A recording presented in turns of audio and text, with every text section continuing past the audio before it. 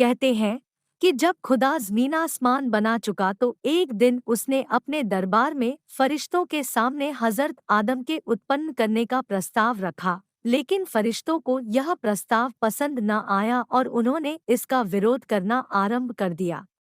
उन्होंने कहा, हम आपका हर एक काम हर समय करने के लिए तैयार हैं और आपको किसी भी नए प्राणी की आवश्यकता नहीं है, तो आप आदम को पैदा करने का विचार मन में क्यों लाते हैं?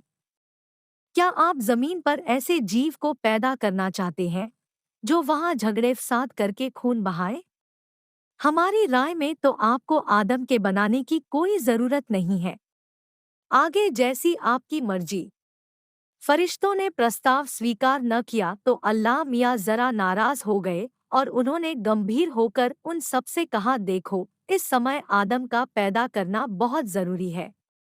आदम को पैदा करने के पीछे क्या रहस्य है, यह तुम नहीं समझ सकते।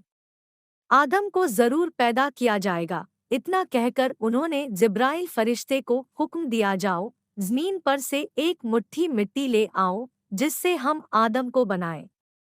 जिब्राइल ने जमीन के पास जाकर उससे एक मुट्ठी मिट्टी मांगी, लेकिन जमीन ने साफ मना कर दिया। उसने कहा, अल्लाह की कसम, आदम पैदा होकर मेरे ऊपर खून खराबा करेगा, इसलिए मैं हरगिज भी अपनी मिट्टी न दूंगी। जाओ, तुम खुदा से यही कह देना। जमीन की बात सुनकर जिब्राइल लौट आए और सारा वृत्तांत अल्लाह को सुना दिया। इस बार अल्लाह ने मिकाईल फरिश्ते को जमीन से मिट्टी लाने के लिए भेजा, लेकिन उन्हें भी सफलता नहीं मिल सकी। फिर अल्लाह ने इस्राफील को खूब समझा बुझाकर भेजा, लेकिन जमीन ने इनको भी वही उत्तर देकर टरका दिया और यह जैसे खाली हाथ गए थे वैसे ही आकर खड़े हो गए। इस्राफील भी खाली आकर खड़े हो गए तो अल्लाह मियाँ को रोष हो आया। उन्होंने कहा, आज जमीन इतना दुस्साहस कैसे कर रही है? और इन सब फरिश्तों को भी क्या हो गया है? हर कोई जो जमीन से मुट्ठी भर मिट्टी ला सके। अल्लाह की बात सुनकर फरिश्ता इज़राइल खड़ा हुआ और उसने कहा, जो आपका हुक्म है मैं उसे अभी दम भर में बजा लाता हूँ। और इज़राइल ने फौरन जमीन के पास आकर कहा, एक मुट्ठी मिट्टी फौरन हाजिर करो।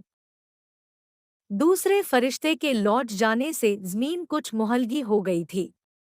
उसने उन्हें भी वही रूखा जवाब देकर टालना चाहा, लेकिन इज़राइल ने उसे बड़े जोर की धमकी दी, ए ज़मीन, तू या तो चुपचाप मुझे मुट्ठी भर मिट्टी दे दे, नहीं तो मैं तुझे ही उठाकर ले जाऊंगा। इस घमंड में न रहना कि तीन फरिश्ते आकर लौट गए।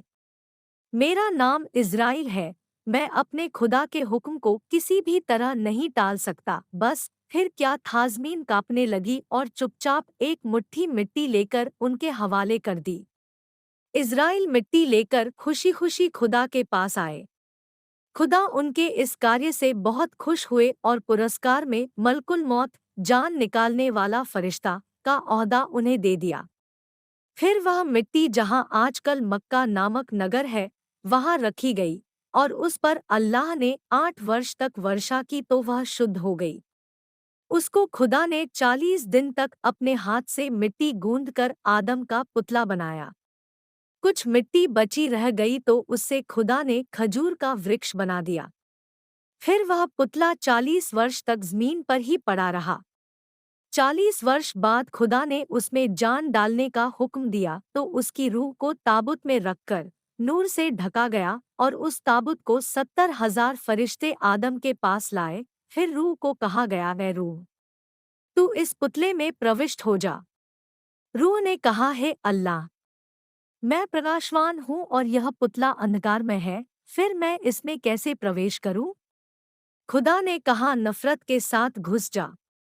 और रूह नाक के रास्ते से पुतले के दिमाग में पहुंच गई और लगभग 200 वर्ष दिमाग में ही घूमती रही।